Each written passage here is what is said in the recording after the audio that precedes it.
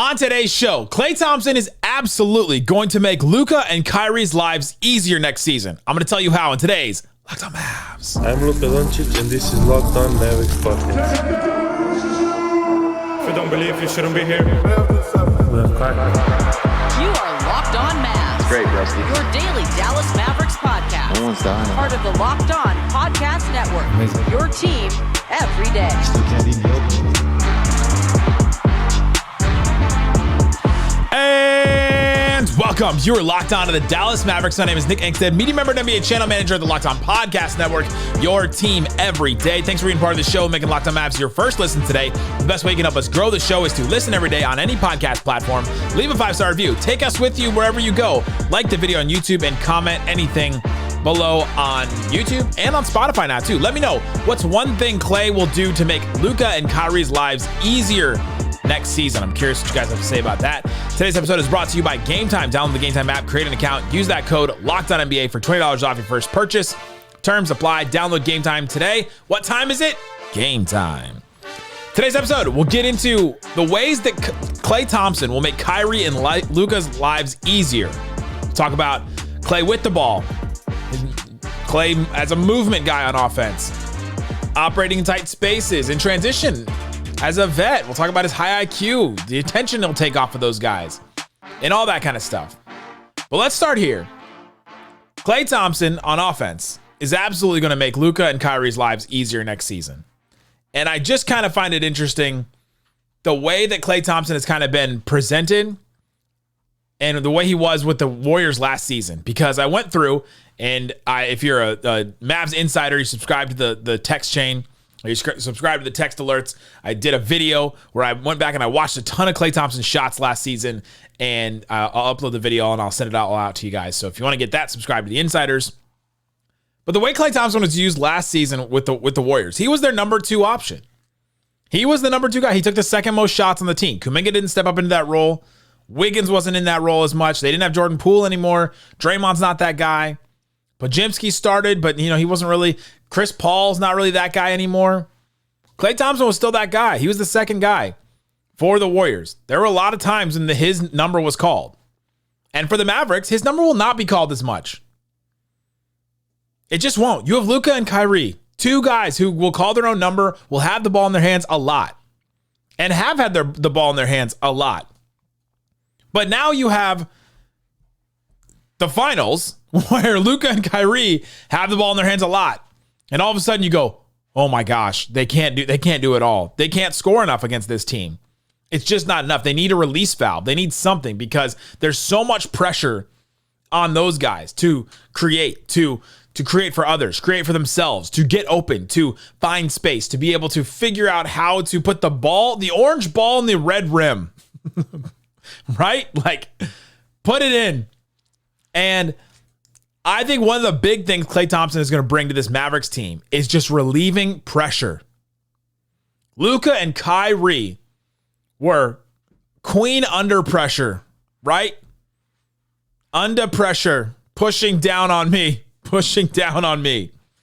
They had so much pressure on them on offense that they were required to create everything for the guys that were around them. Think about the players the Mavericks had on the team last season.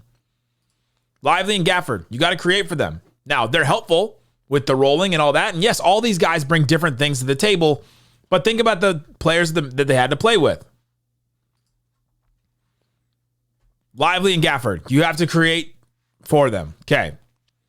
You've got Derrick Jones Jr., PJ Washington, wings, even Grant Williams when he was on the team. Josh Green, guys like that. You've got to create open threes for them. You've got to create some kind of thing for them where they're maybe running a pick and roll or something. Or maybe you can't create a lot for them at all because there's just not a lot of options there. Tim Hardaway, he's not even a guy that you put the ball in his hands so much. He had a 40-point game, and I don't know how much he had the ball in his hands. Now, Klay can be that guy too, but I think just one of the things that helps with having Klay Thompson on the team, relieving pressure.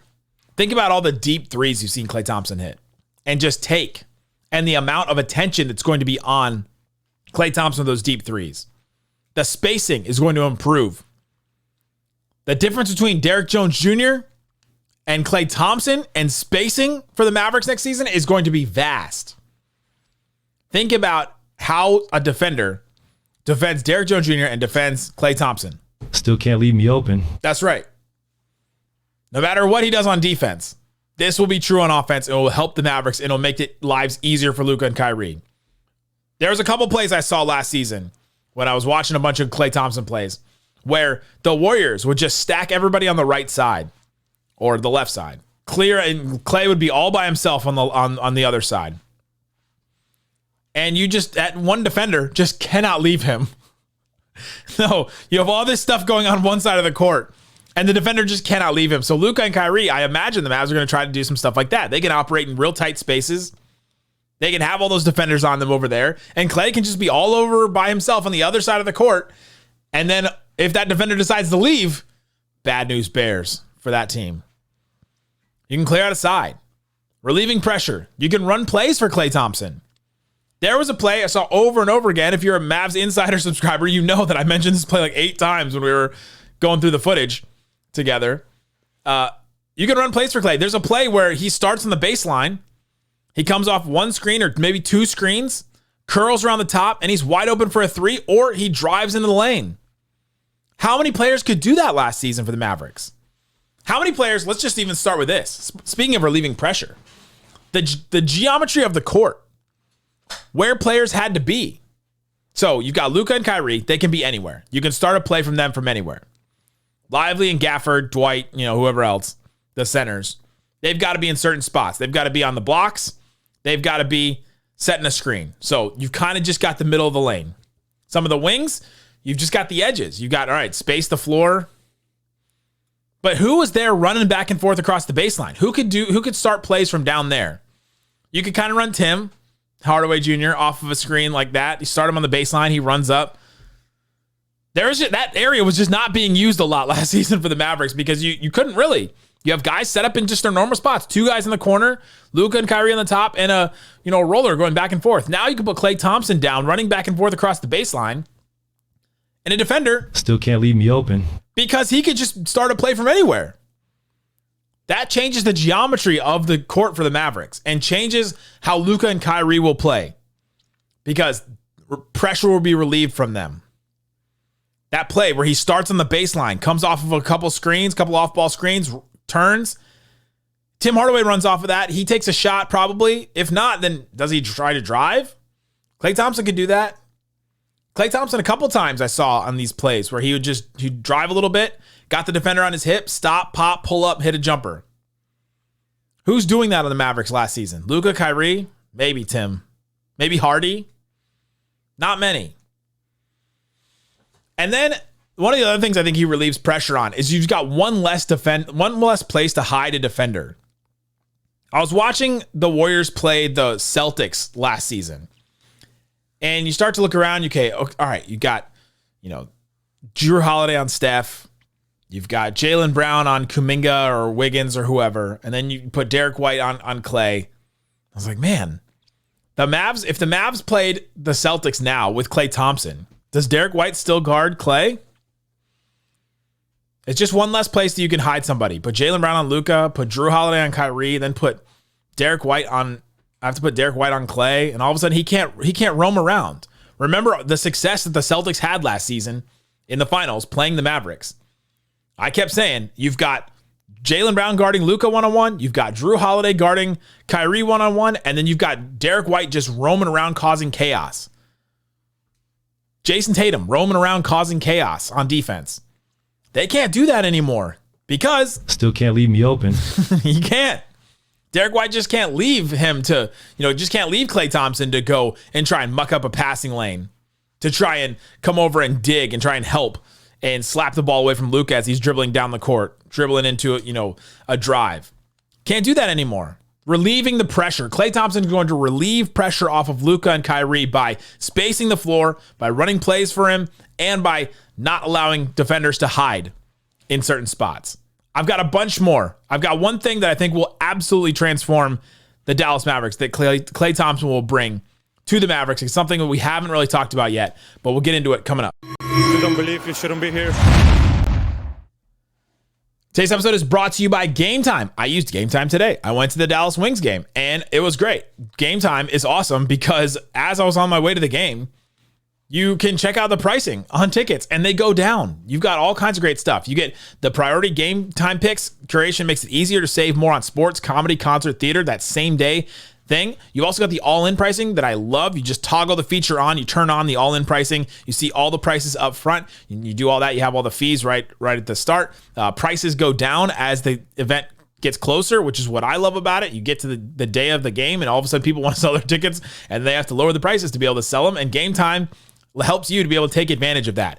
They have the lowest price guarantee. They will credit you 110% of the difference. Take the guesswork out of buying tickets with Game Time. Download the Game Time app, create an account, use that code LOCKEDONNBA for $20 off your first purchase. Again, create an account, redeem that code LOCKEDONNBA, LOCKEDONNBA for $20 off your first purchase at Game Time. Download the Game Time app now. That's it. It's me versus the machines. The Matrix is taking over. That's it. They want us to be perfect. Basketball isn't perfect. It's beautiful. I'm not playing. I'm watching, just like you guys. Basketball is not perfect. It's beautiful. That's right. That's right, Kyrie. Thanks, everybody, for hanging out with us on Locked On Mavs, being part of the show, part of the Raccoon Squad, listening every day. Appreciate each and every one of you for checking out the show. Make your second listen today, Locked On NBA.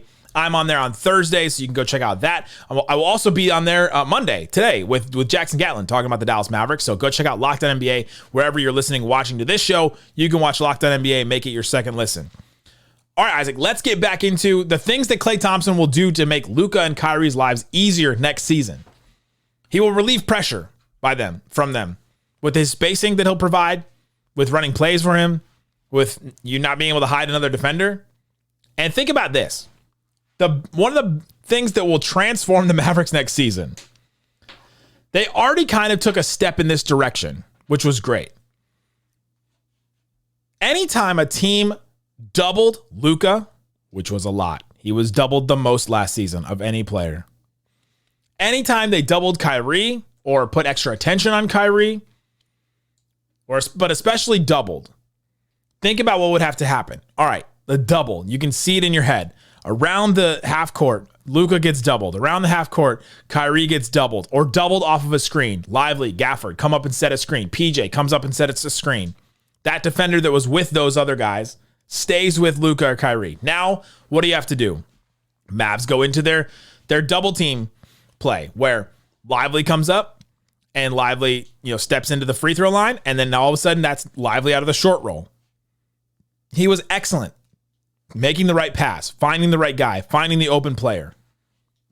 Now, think about those types of situations again, where Klay Thompson is on the other wing. Okay. Lively or Gafford or PJ or even Klay come up to set a screen. Does one of those defenders leave Klay Thompson to double team Luka? Do I have to play it again? Still can't leave me open. He can't. Does that happen where they leave him? Or let's say it's Lively or Gafford or PJ's defender or Kyrie's, and all of a sudden those two defenders are on Luka. Now you've got Klay Thompson on one side, and if Lively goes in the middle to throw a pass out of the short roll, Klay Thompson's wide open. Still can't leave me open. It is totally going to transform how the Mavericks attack double teams and how teams are able to put double teams out there. I don't think teams will be able to double team as much as they did last season because you can't double off of, last year you could double off of a Josh Green, a Derek Jones Jr., a Maxi Kleba, a Dwight Powell, a PJ Washington. You could double off of those guys. Can't double off Klay Thompson. And you can't leave him open in situations where he's going to be able to take advantage of those double teams.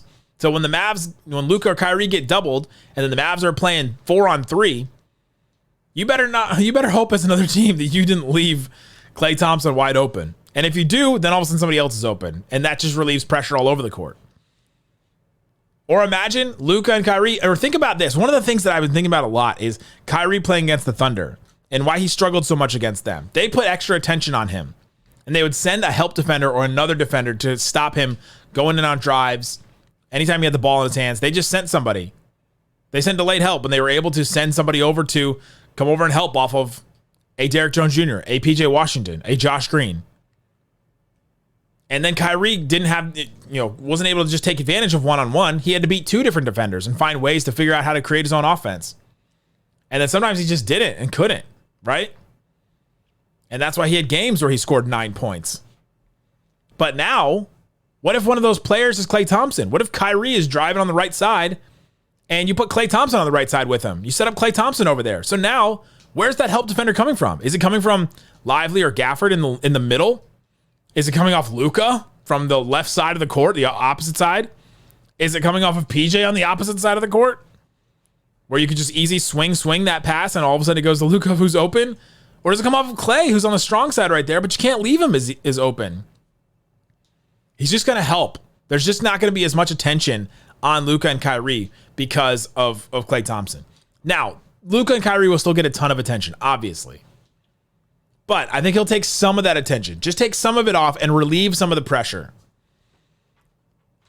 Klay Thompson is also going to be a big zone buster. Think about if you try to play zone against the Dallas Mavericks last couple of years. They had to put enough shooters out there. Klay Thompson's going to break those zones. He's going to be a good zone buster. You can have Klay Thompson come up and set a screen. And then how are you going to you're going to double him? You're going to run a zone with Klay Thompson in the middle of the zone or Klay Thompson taking a 3? I mean, there's going to be so many opportunities to take advantage of the attention that Luka and Kyrie get. We've talked about it with PJ, but it's also going to be true for Klay too.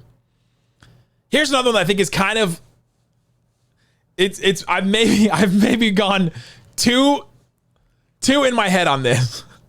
There may not be somebody else besides the Mavericks coaching staff that has thought about this team as much as me doing a daily show. But here we go. Follow me. One of the things that the Mavericks didn't have last season is another player that could take advantage of a mistake. Who could take advantage of a mistake last season? Luka, Kyrie, maybe a Gafford or Lively if it's a small player that doesn't pick them up. But I was watching a play where the Warriors were playing the Thunder, and I thought about this. Klay comes off of a screen. Jalen Williams is chasing Klay Thompson, and he trips, and he falls down. So he falls down. Now all of a sudden, all right, a mistake has happened. Jalen Williams has fallen down. Klay's by himself at the top of the key, essentially. Last season, if it's Josh or Derek Jones Jr. or PJ or Maxey's not coming off a screen like that, or Exum or someone like that, who can take advantage of a mistake like that? Who can make you pay? Could Tim make you pay like that? And I think Klay's high IQ is going to help him take advantage of mistakes that teams make in a way that we didn't have before on the Dallas Mavericks, if you're the Mavericks. And I think that's something that is going to be huge for the Mavs. Team makes a mistake, especially making a mistake against Klay Thompson, he can take advantage of it. Fall down, miss your assignment, don't rotate out, pick up the wrong guy, all that. There's a bunch of different things, but I think his high IQ is definitely something that is going to help. It's one of those where it's like very simple, but then I made it way too complicated talking about taking advantage of mistakes, but it's true. He's going to help you take advantage of mistakes on the other team. Bunch of other things. I've got a ton of other things. I'm going to rapid fire through. I've got a ton of things that Luka and Kyrie that will make Luka and Kyrie's lives easier with Klay Thompson. We'll talk about those things coming up. If you don't believe, you shouldn't be here. Today's episode of Locked On Dallas Mavericks is brought to you by FanDuel. You've heard us talk about FanDuel. It's America's #1 sportsbook. Still is. We'll have something different for you right now. Now through September 22nd, all FanDuel customers can bet $5 and get a 3-week free trial of NFL Sunday Ticket from YouTube and YouTube TV. Then with the YouTube TV base plan, you'll be able to watch every regular season Sunday afternoon out of market game. All you need is a Google account, current form of payment, and you can cancel anytime. Just visit FanDuel.com/lockedon. It's America's #1 sportsbook. Oh, they've got NBA odds for the games already. Oh my gosh. Guys, it's coming back. I'm telling you. First game of the season, Mavs Spurs. Mavs 8-point favorite at home against the Spurs in the season opener. The over-under is 232.5. So do you think the teams will combine to score more or less than 232 points? It's like what? 116 points each? We think it'll be a barn burner defensive game. Anyway, go check it out. Go check out FanDuel. See what's available for you. Bet $5 and you can get the 3 free week trial of NFL Sunday Ticket if you have YouTube and YouTube TV. Just visit FanDuel.com/lockedon to download America's #1 sportsbook. I need a recovery beer. All right, Isaac, let's get into some more things that I think Klay Thompson will do that will make Luka and Kyrie's lives easier. Okay, operating in tight spaces. He can take a shot without a lot of space at all. This will open up a lot of opportunities. Not only will it open up shots, but the passing that Luka can make, like the passes that Luka can make, sometimes he would have to pass to guys and know, all right, I'm moving. Defenders around the guys that I'm about to pass to are moving. And I think Luka can measure how much space one of his players is going to have when he makes the pass. I think he can think that far ahead, where he goes, if I pass to PJ Washington right now, the shot that he's going to get is going to be either wide open or lightly contested. I think he knows the difference while everything's moving about every play on the court. It's one of the things that makes Luka a genius. With Klay Thompson, that margin for error is so much smaller or so much bigger than everyone else's. With Derrick Jones Jr. last season, you could only throw to him if he was wide open. Luka analyzes, goes, all right, there's 10 feet. Okay, I can make a pass if there's 10 feet. Because that will be the amount of time it would take for a defender to catch up to him. With Klay, he needs 2 feet, 1 foot, 3 feet. I mean, it's not a lot. Watch some of those plays last season. Go watch some of his shots. You can just go to NBA.com and go to player stats and then watch a bunch of his plays. That's what I did today. And you just look and you go, man, he does not need a lot of space to finish these shots. And it opens up a lot of opportunities. He can take shots without a lot of space. Opens up a lot more opportunities for kickouts. And then Klay is one of the players that can take a relocation dribble. So he catches the ball off a kickout. The defender maybe catches up a little quicker than you thought. Takes one dribble to the left or the right and takes a shot. Who's doing that last season? Tim, maybe? Outside of Luka and Kyrie, who's doing that? Tim and Hardy, maybe? Klay with the ball. He can drive. He can finish off of a screen. We talked about some of the plays. The one play where he's coming off the baseline, comes off of a couple screens, curls, and then maybe he's open for a 3. He can also drive in the lane. I saw a couple of floaters. Saw a couple of drives to the rim where he finishes. I think, can we take a second, right? Sometimes I think his drives are going to drive you guys nuts and drive us nuts. But he still can do it, and he still can get to the rim, and he still had a couple of really good finishes that I saw last season. With the ball, too, I think he can take advantage of smaller guards on mismatches. I saw a couple opportunities where he was taking advantage of Fred VanVleet, Cason Wallace, and even Derek White. Klay is 6'7". He is a big dude. If you think about it, you can't just throw another guard on him. You can't just throw a small guard on him because he was taking shots over Cason Wallace. Cason Wallace is what, 6'3"? And he was right in his face. I mean, no space. You would call this a contested, no space, not open jumper. And he was just taking the shot over his head because Klay's 3-point shot the release point is very high and all that. So with the ball, Klay can do a bunch of things, takes pressure off of Luka and Kyrie. And Luka and Kyrie can just take off some plays sometimes because they've got other options with the ball. When Klay doesn't have the ball, he's a great guy off movement. I mean, this is something that's going to be huge for the Mavs. He can be a cutter. He's going to run all over. He can still run really well. I mean, you just watch him run and you go, man, this is the guy that had a bunch of injuries, that had a bunch of season-ending injuries. He still runs really easily around the floor. Gets open, cuts. He can make plays from the baseline. I mentioned that earlier. And then here's one with movement with Klay. He is a chaos agent. He can take advantage of a bunch of broken plays. Mavs try to run something or Mavs in transition, and all of a sudden, where's Klay? Where the defense just goes, where's Klay? Because we just lost him. Because I'm doing it again. Still can't leave me open. And they just can't find him in the midst of all the chaos. Luka thrives on that. I think Kyrie can thrive on that.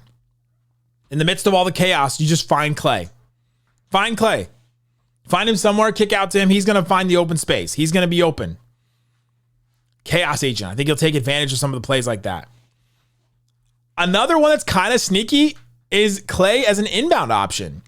How many players, let's say there's 2 seconds left on the clock, and you've got to inbound the ball to somebody. Last year, it was, all right, get the ball to Luka, get the ball to Kyrie, or nothing will happen. Nothing good will happen, right? Now, Luka, Kyrie, Klay, there's 3. You got 3 options for inbound options. Great, love that. Or Klay is throwing the inbounds pass. And then maybe you can kick back to him. But Klay as an inbounds option, I think, is something that we haven't talked about a lot, that is going to help the Mavericks release some pressure. Last year, Lively was this guy where all of a sudden you go, man, it's just so nice to have an actual 7-footer with a 7'7" wingspan that if you can't inbound the ball to anybody, you can just throw it over the top and Lively will catch it. You didn't have to like chuck it into the backcourt in order for somebody to go chase it. Lively could just catch it out of the air, and then okay, now we can resume our play because somebody's going to get the ball from him. So Klay is a movement guy, cutting, plays to the baseline, being a chaos agent on the inbound. So many different ways that Klay is going to make life easier for Luka and Kyrie. Another one is Klay as a screener. We talked about this a little bit earlier, but Klay being able to set a screen for Luka and Kyrie and then being able to pop or even roll, like cut off of it, is something that's going to help them a lot.